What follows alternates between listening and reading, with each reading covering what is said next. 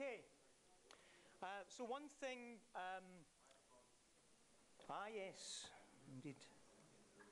This man keeps me right. He's my fashion consultant. Tells me what to wear and what not to wear. Okay, so now we're coming to some really cool stuff, if I say so myself.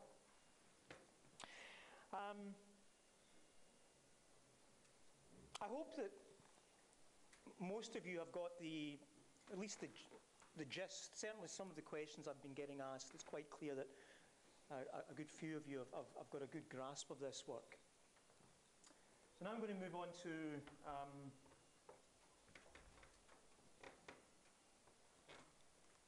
some of the other things. Now, just bear in mind that what we're now going to be doing next is going to try and address these problems associated with devising these MCMC schemes. And what we're going to do is we're going to use some ideas that have been around for about 60 years. So this is really cutting edge machine learning, right? And let me just give some definitions first of all. So I'm going to denote the Fisher information matrix. Now the Fisher information matrix is just the covariance of the score, or it's the covariance of the derivative of the log of the likelihood of some density. And I'm going to denote the Fisher information as a matrix G, right, with an argument theta, right, and that's just going to be defined as I said, the covariance of this score function. Now, a historic paper, a seminal paper by C.R. Rao of the bound fame and huge number of other innovations in modern day statistical inference, was asking the question about how do we define the notion of a distance between probability distributions. And I think the previous talks by Neil were really nice and kind of warmed you up to the ideas that I'm going to be talking about. And the very lovely example he gave of the rotated image of the digit 6. Right? And what he showed was that in actual fact there was this kind of circle, right, where all of these 6s resided, and this was a one-dimensional structure, right, and you could map each of those images in the high-dimensional space to this regular structure.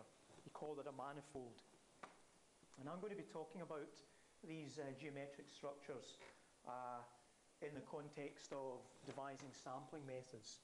And so I'm going to use some of the intuitions and the insights that Neil gave in his previous talks, because I think they should help to fix ideas. So what Rao was doing is he was saying, well, I have these functions. These are probability distributions.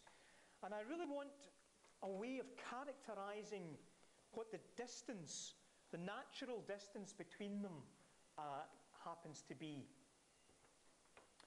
And he said, well, let's start off with a chi-squared distance.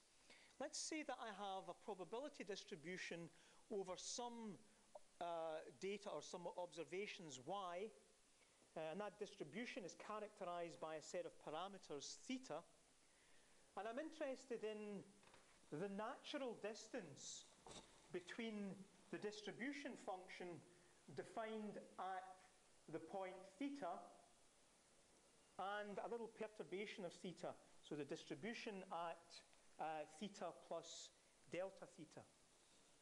And he devised this chi-squared distance, so the squared distance normalized by the value of the function at theta, and then integrating over the sample space. Now, if you take a first order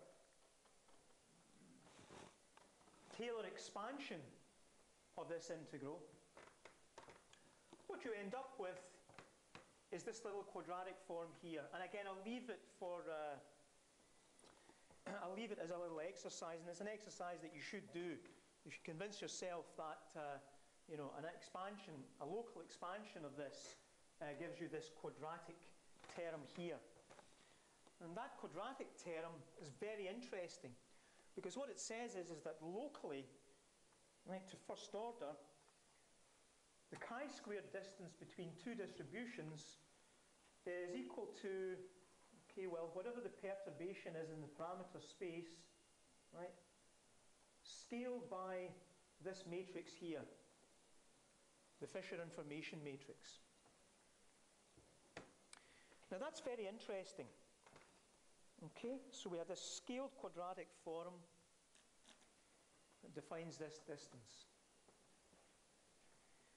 Incidentally, Harold Jeffreys, the darling of all Bayesian ML people, he actually, a few years later, although apparently, according to David Cox, it's not quite sure if they were actually talking to each other at the time, and both knew of each other's work, so this probably wasn't independent. But Jeffreys said, well, if I take a divergence, and in this case an information divergence criterion, or a KL divergence criterion, and again I expand that to first order, then what we end up with is the exact same quadratic form. Now, the insight that C.R. Rao had when he saw this was he noted immediately that the Fisher information, or the expected Fisher information g of theta, by its construction, is positive definite, and therefore we can interpret it as defining a metric tensor on a differentiable Riemannian manifold. And what that meant is that the density functions, right, resided not in a Euclidean space, but in a Riemannian manifold, which was endowed with a metric tensor, which turned out to be the Fisher information matrix. It would then also be endowed with other geometric characteristics, such as connections, which I'm going to go into later on, curvatures, torsions, and so forth. And he then, in this paper, built up, you know, what was the natural geodesic distance between two distributions, and so forth. And he established, really for the first time, that probability distributions were endowed with a non-Euclidean geometry, right, and therefore had, you know, various characteristics such as invariance, and as I said, curvatures, geodesics, torsion, and so forth. And from that paper, there was slowly a whole area of research in statistical theory that employed the notion of geometry. So people like, well, I guess Brad Efron from Stanford, who published a paper in '75 on the curvature of estimators, and then Philip David from, well, formerly of UCL at the time, in his commentary of the paper noted certain geometric characteristics about this notion of curvature. And then there were various others who started to formalize the notion of the geometry of probability distributions and associated estimators and so forth, culminating in the sort of coherent branch of work which is now called information geometry, which was spearheaded by Amari from the University of Tokyo. And there still remains a very strong presence in the machine learning literature on information geometry. And the other area of statistics and machine learning that has benefited from Rao's realization that probability distributions were objects on some manifold was in shape analysis. And again, Neil was talking about Cantimardia's work along with John Kent. And John Kent, of course, and then Ian Dryden and Cantimardia were right at the vanguard of statistical shape analysis. And they had to employ this notion of non-Euclidean geometry to define natural notions of similarity and dissimilarity between images as they resided on some natural manifold structure. And so I think the very nice example that Neil gave of the rotated image of the digit 6 residing on this circular manifold, this one manifold, is very illustrative. And so when we think about probability distributions, right, so then just think of them as little functions that are residing on some manifold structure which has some definitely non-Euclidean structure. And so that has been used, as I said, maybe to not huge impact in asymptotic statistical analysis, certainly to great effect in statistical shape analysis.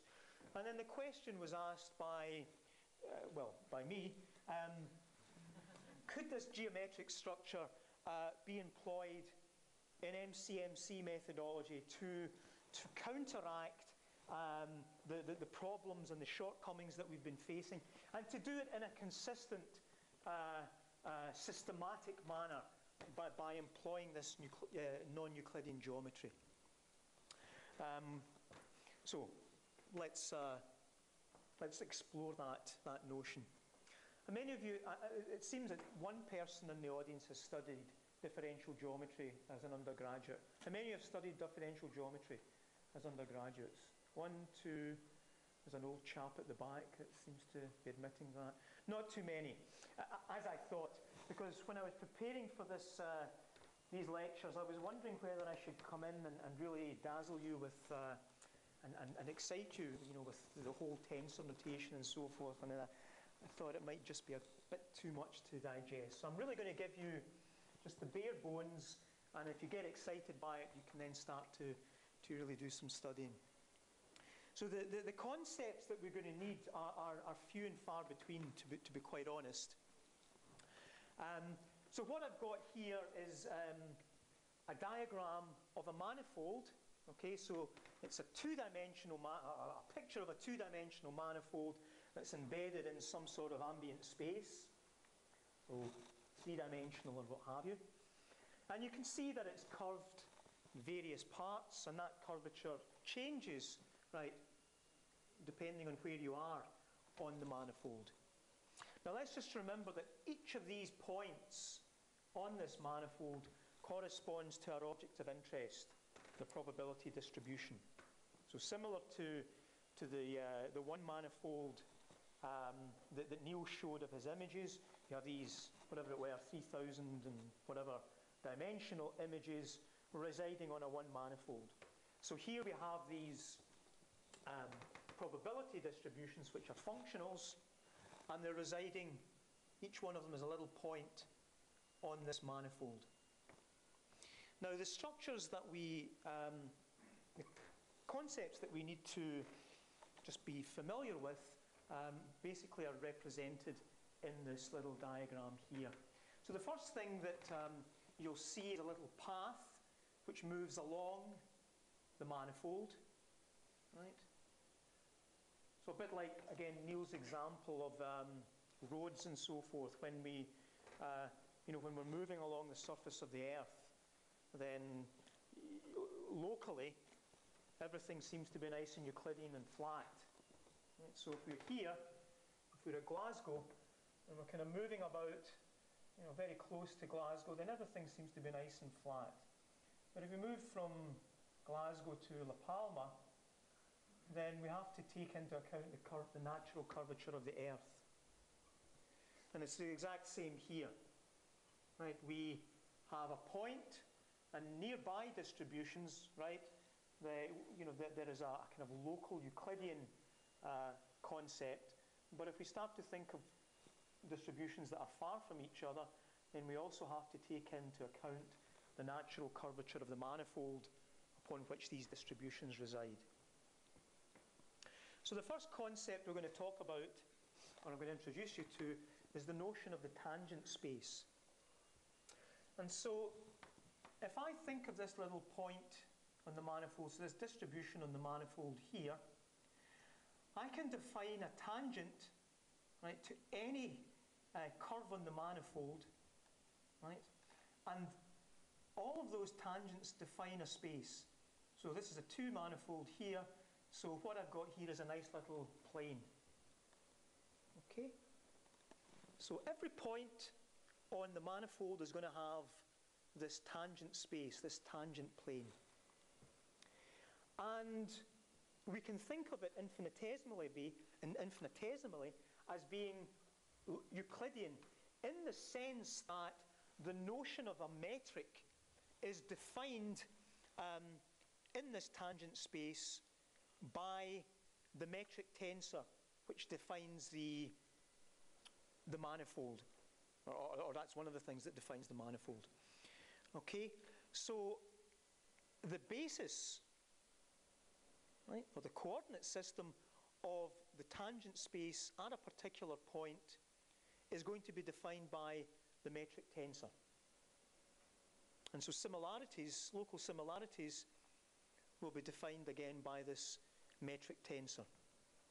Now the thing to note is that because of the curvature of the manifold, right, and just because of the nature of the manifold, then if I go to another point and I define the tangent space, that tangent space is going to be defined by a metric tensor which is going to have a different set of coordinates, a different set of basis, right, because we're at a different point. And so notions of similarity are going to be different from point to point on the manifold.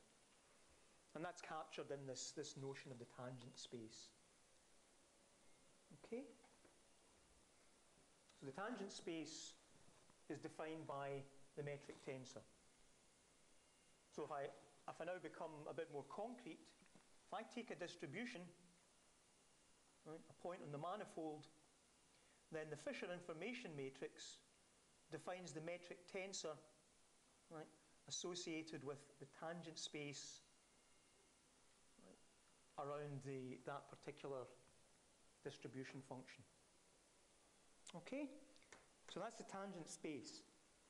So immediately you can see that the Fisher information is now clearly going to have an important effect, because it's defining in part the overall geometry of the space of distributions that we want to use to define our Markov process. Now, the other thing we have to take into account is the notion of the curvature of the manifold. Now, I've shown here one path from this point to this point, and I've drawn the 2 tangent spaces. Now, if I were to try and map points in this tangent space to this tangent space, they're not going to align, they're not going to match up. And that's because of the rate of change of curvature on the manifold. And that means that if I wanted to connect a distribution here and a distribution here, I can't just simply, use some kind of, I need to think of a way of how I'm going to transport, right, things along paths in the manifold, right, from here to here. I'm going to have to match up these tangent spaces. And so that gives rise to the whole notion of what's called a connection. How we connect points on the manifold from one place to another. And that's how we then define the notion of a derivative, a directional derivative across the manifold. Right? Because it makes no sense at all to take a derivative here and say, well, I'm now going to map it to here, because they're just not going to match at all. We need to take account of the underlying curvature and that is taken into account by the definition of what's called the connection. Now, there's a whole load of work on defining connections for statistical models, and I'm not going to go into it, but it's a fascinating area, it's a really exciting area, and it's ripe for a lot of really cool research on devising efficient Gibbs sampling schemes and devising schemes for hierarchical Bayesian models, but it's just beyond the 101 differential geometry that we are considering here.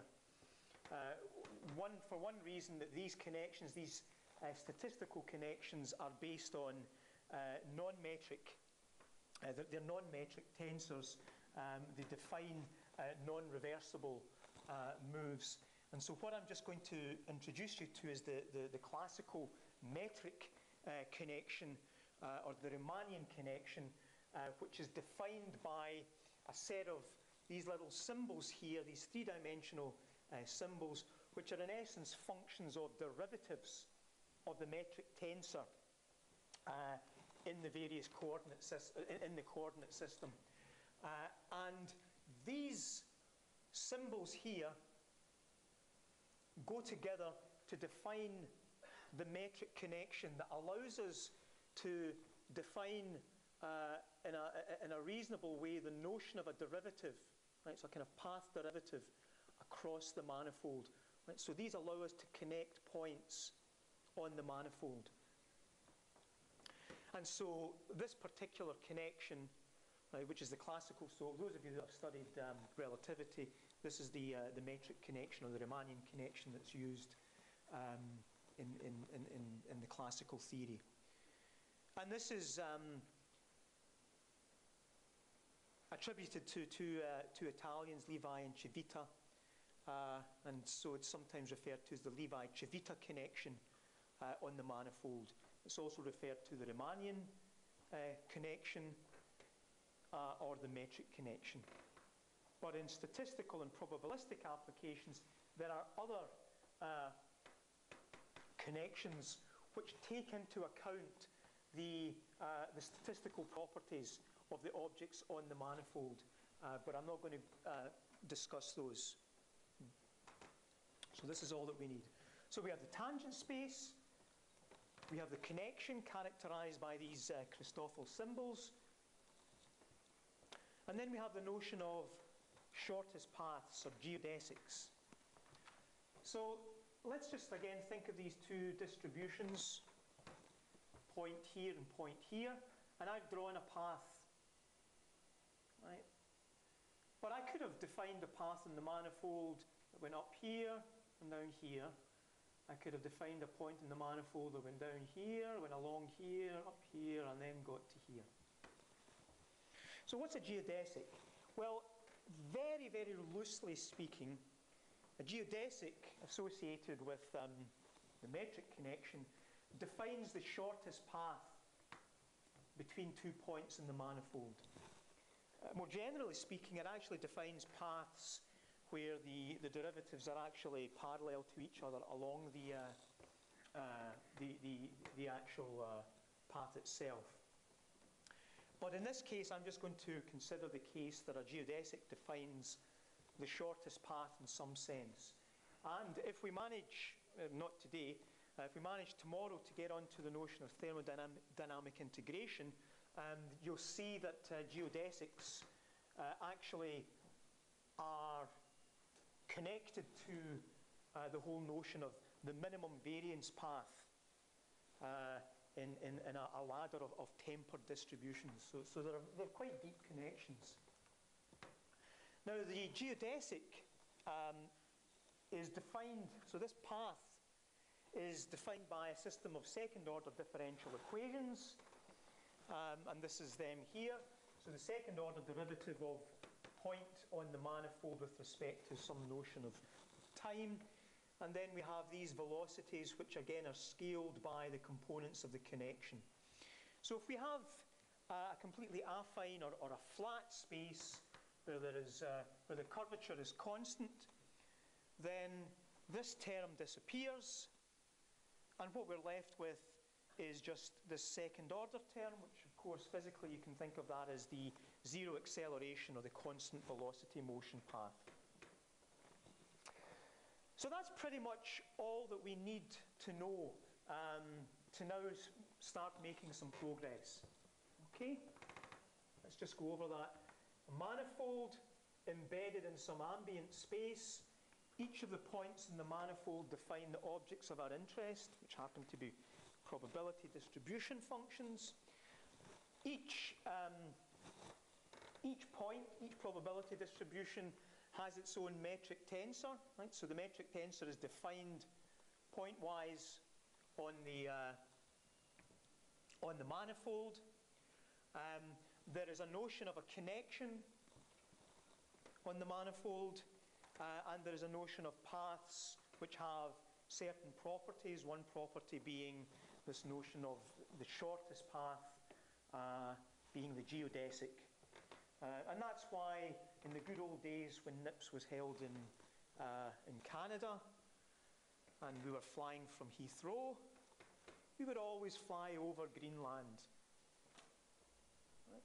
Why would we fly over Greenland? Because we are following the geodesic, we're following the natural curvature of the Earth, right? So that British Airways didn't expend any more fuel than was required. So this is important. This is going to be important in devising proposals for our Markov process. Any questions? So this is really differential geometry 101 and scaled back. So there's a lot of holes and so forth, but I just want you to get the concepts, and if you think it's cool, then you can actually go and study it in detail. But these are the three concepts that we're going to need. Okay? Right, I'm going to illustrate these concepts. Let's just take the normal density, univariate. Normal density for a random variable x has a mean of mu and a scale, a variance, sigma, standard deviation sigma. Now we're going to now define the geometry for the normal distribution. Well, remember that the local inner product in the tangent space is defined by the metric tensor. The metric tensor, of course, is the Fisher information. And theta, in this case, is now going to be the vector of the parameters mu and sigma. So the expected Fisher information, again, a simple piece of algebra and integration, takes us in this particular parameterization, then the Fisher information is just this diagonal matrix here. Now what you see, of course, is that the Fisher information, so the metric tensor, is going to be position dependent. Right? So every distribution is going to have a different metric tensor. So that means that the manifold is going to have some curvature.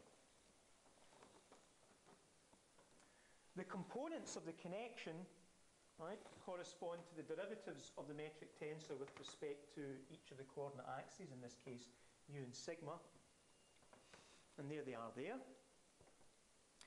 And the metric on the tangent space at a point theta turns out to be this expression here. How many of you studied maths?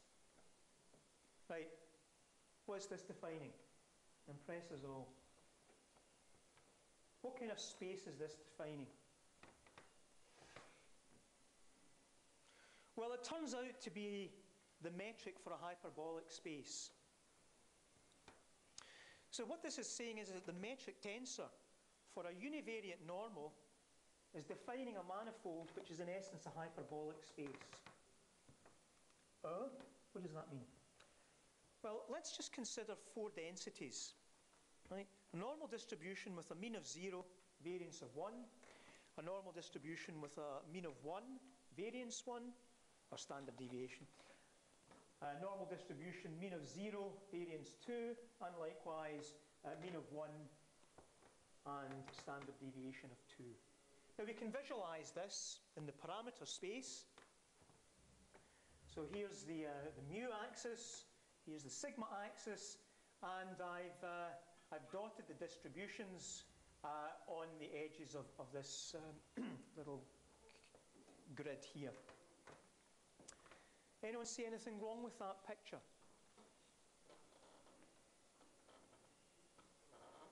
Sorry?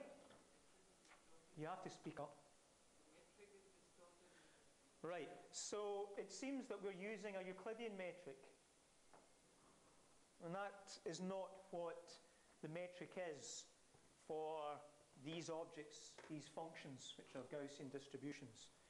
So it turns out to look something like this. This is horrendous, and I really need to change this, but every time I show it, I always apologize for my appalling artistic rendition of the hyperbolic space, or this little part of the hyperbolic space for the normal distribution. But it turns out that the metric that I showed you actually distorts the space to look something like this. And what it means is, rather than this distribution and this distribution being the same distance apart as this distribution and this distribution, it turns out that this distribution and this distribution are actually closer together than this distribution and this distribution because of the natural metric structure. Now this is a hyperbolic space, and the artist Escher gave an artistic, far more artistic rendition of a hyperbolic space than I was able to do in this picture of heaven and hell. And in essence, each of these little objects, like so these little devils, they actually are all the same size. And they all happen to be the same distance apart under the metric associated with that hyperbolic space. Okay, so if we had a little ant, right, walking along this space here, he would actually just be walking along a uniform grid. Okay? So this metric structure clearly is going to be important, because what we've been doing up till now is when we make a proposal for our Markov chain, we've been assuming everything is Euclidean, and we haven't been taking account of the metric structure, which is natural to the objects that we're trying to sample from, which are these distributions. So clearly, if we can somehow or other, again in a systematic and principled way, and one that's not too cumbersome, embed this geometry and exploit this geometry in devising MCMC schemes, then well, we might have a better chance of doing something sensible and more efficient. Hopefully that has given you some insight into the whole notion of the metric tensor. It turns out, incidentally, that the connection defines a curvature which is constant, right? So it's actually a negative curvature which is constant across the whole manifold. Any questions? Was that clear? Could someone maybe just say yes or no? Was that clear? Good. Shall I move on? So what I'm now going to do is I'm going to take all this geometric structure, the metric, well, the manifold, the metric, and the associated connection, and I'm going to go right back. You remember the Langevin diffusion that we used to define a proposal mechanism? You remember it? And you remember the discrete form of it? Okay, who said yes?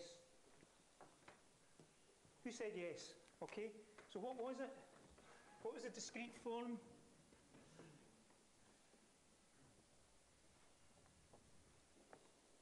Just remind me.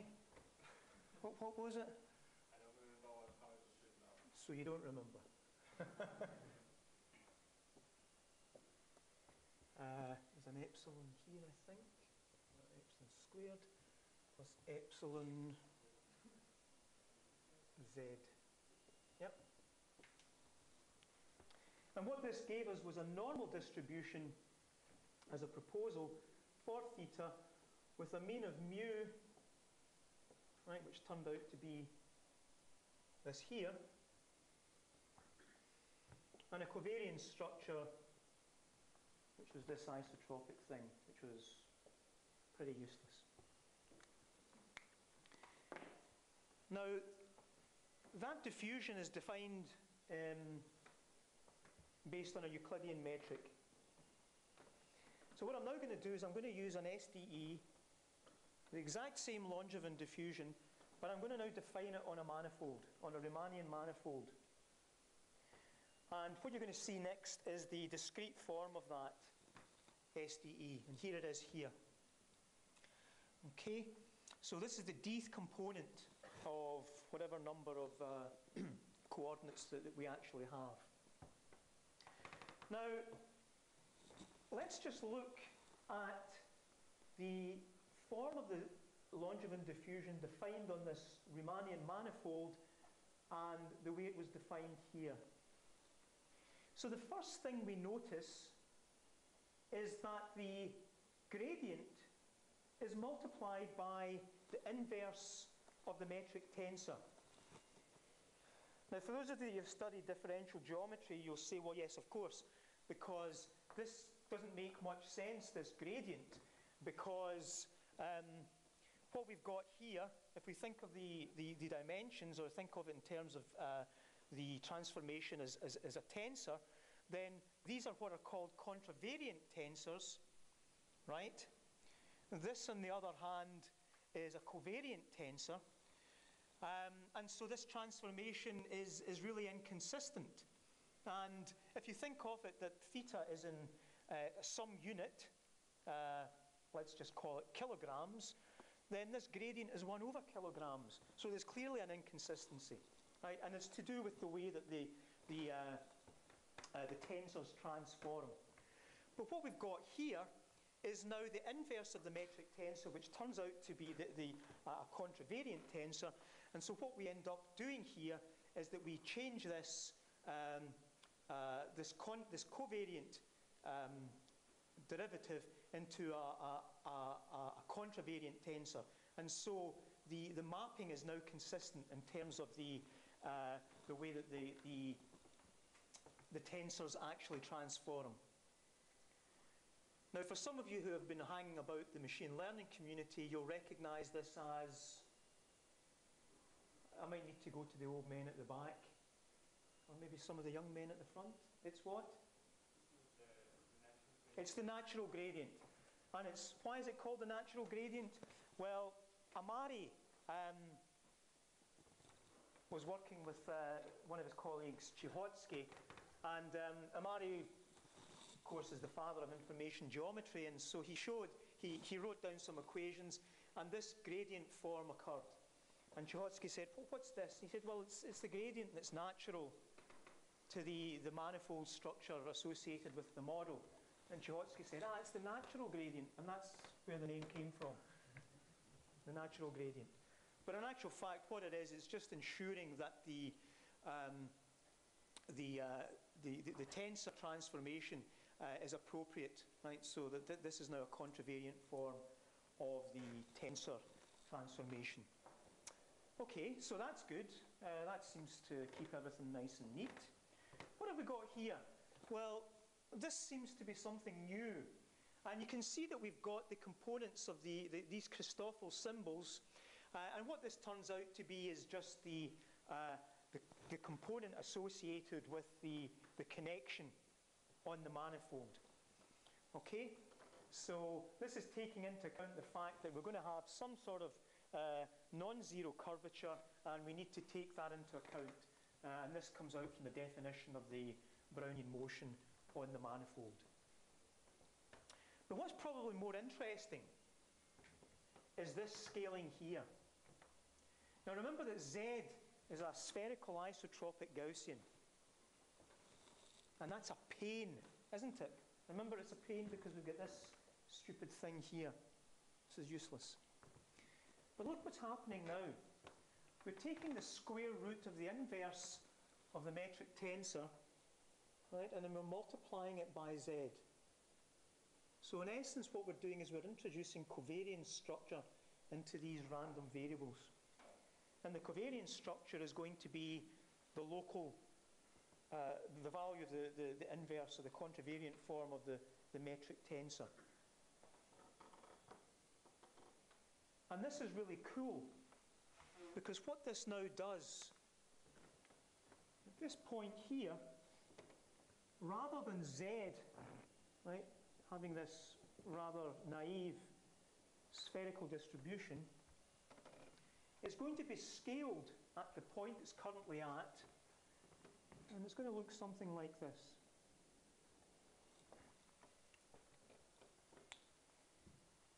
Now, for those of you who are familiar with maximum likelihood estimation, you know that asymptotically, the maximum likelihood estimator will converge to the distribution of the maximum likelihood estimator of a parameter of a model will converge to a normal distribution with a mean of 0 because it's unbiased asymptotically.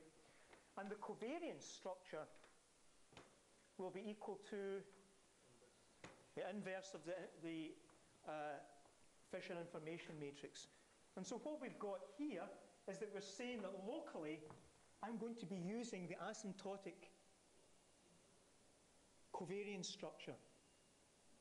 So in one fell swoop, we've got round the problem of the scaling of our proposal distribution. And not only that, the scaling is now going to be point specific. So wherever we are, that scaling is going to change.